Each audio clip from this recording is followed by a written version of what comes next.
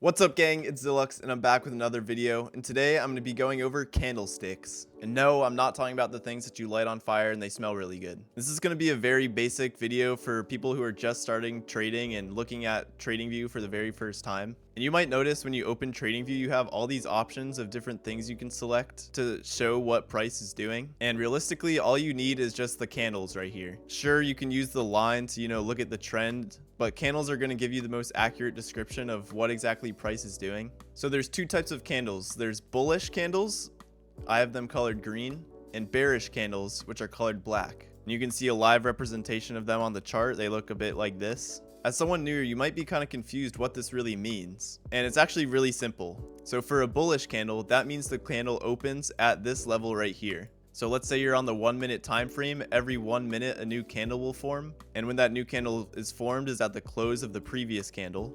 So let's say it's 3:59 p.m. This candle opens at this low here, and then wherever the candle ends up closing a minute after is going to be this price right here.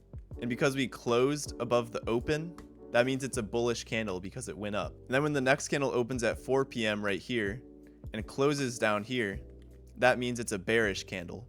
Now you might be curious what these wicks right here are, and essentially that's saying price went down here at one point during that 1 minute and it came up here during that 1 minute. So if you think about it, all these 1 minute candles could be comprised of 4 different 15-second candles, and one of them could have opened here, one could have formed down here, one could have formed here, one could have gone here, and then one could have closed back down here. So I want to show you an example of how exactly this works. So right now we're on the 5 minute time frame, and we have a candle that opened at this high right here.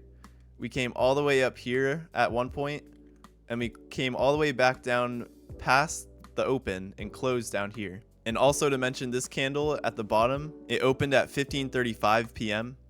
meaning that it closed at 15:40. So if we drop down onto the 1 minute time frame, so now these 5 candles actually represent that 5 minute candle right there. And I actually have this really cool indicator right here that'll show the 5 minute candle on the lower time frame. So like I said, we opened at a certain price, we came up, and then we came back down, and then we closed right below that opening price. So if you look here, we opened at this level right here, we came up, then we came back down a little bit, we went a little further than the close, and then we came back up and closed.